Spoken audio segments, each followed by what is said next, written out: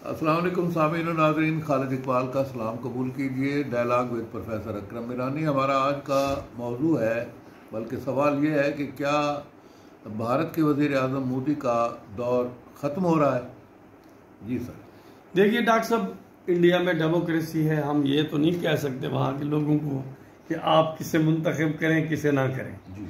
लेकिन किसी एक लीडर के लिए जमहूरी तौर पे 3 टेन्योर यानी 15 साल कोई थोड़ा पीरियड, बहुत बड़ा पीरियड है। अब जो भी उनकी काबिलियत होगी बीजेपी की और मोदी साहब की, वो अब दिखा चुके हैं। जी बिल्कुल।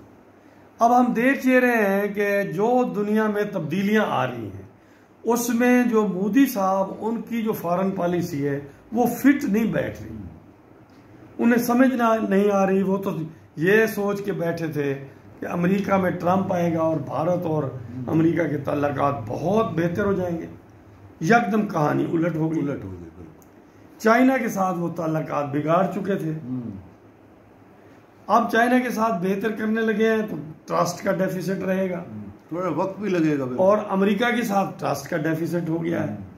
अब ये चीज है कि इसके मानी ये हुए कि जो अपनी रिलायंस वो अमेरिका के ऊपर बढ़ा चुके थे, ये एक ऐसी पॉलिसी थी जो गलत साबित हुई। किसी जमाने में पाकिस्तान ने भी ऐसे ही कर लिया था, जैसे आजकल हमारे रहनुमा फिर ट्रंप साहब की गोद में जाने की कोशिश कर रहे हैं। वही बात यह है, हर मुल्क ने अपने मफाद को देखना होता है। आप उतना करीब हों जितना, और इतनी गुंजाइश जरूर रखें कि अगर वो पीछे हट जाए तो आप आसानी से पीछे आराम से गिर ना जाए। बिल्कुल। तो हमारा नुक्ता नज़र ये है कि मोदी साहब जितनी काबिलियत दिखा सकते थे वो दिखा चुके। अगर भारत के लोग गुस्से में आके ट्रंप के खिलाफ फिर मोदी साहब को बना देंगे तो भारत इसी तरह मुंजमद रहेगा फिक्री लिहाज से और अपनी पॉलिसीज के लिहाज से, जैसे अब इस वक्त नजर आ रहा है। दूसरी बात यह है कि सर उन्होंने भी मजहबी मतलब जो चूरन बेचना था वो भी काफी, वो भी अब बिक चुका। जी बिल्कुल। 3 दफा तो बिक गया।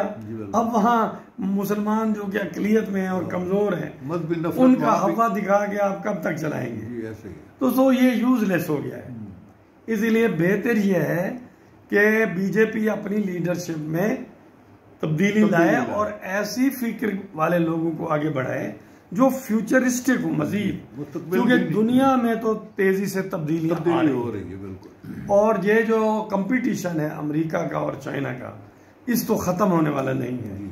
इसमें भारत ने कहाँ खड़े होना है ये उन्हें खुद सोचना पड़ेगा। बिल्कुल। और इस पे वो ब्रेन स्टॉर्मिंग करे और फिर अपनी नई पोजीशन बना के नई लीडरशिप के साथ अगर वो सामने आएंगे तो उनके लिए इम्कानात बढ़ेंगे। और हमारा तो मशवरा ये होगा कि आने वाला वक्त जो है डॉक्टर साहब, वो रीजनल कोऑपरेशन का है। जी। ठीक है, इंडिया और पाकिस्तान के दरमियान ताल्लुकात, खराब ताल्लुकात की एक हिस्ट्री है, मगर हिस्ट्री में फंसे रहना मुनासिब नहीं। सही है। भारत को भी इलाकाई ताउन की तरफ बढ़ना चाहिए, पाकिस्तान को भी इलाकाई ताउन की तरफ बढ़ना चाहिए, ताकि दोनों मुल्क तरक्की और इस रीजन में जो टेररिज्म की जो प्रॉब्लम है अब इंडिया से ज्यादा तो पाकिस्तान को है। जी ऐसी है।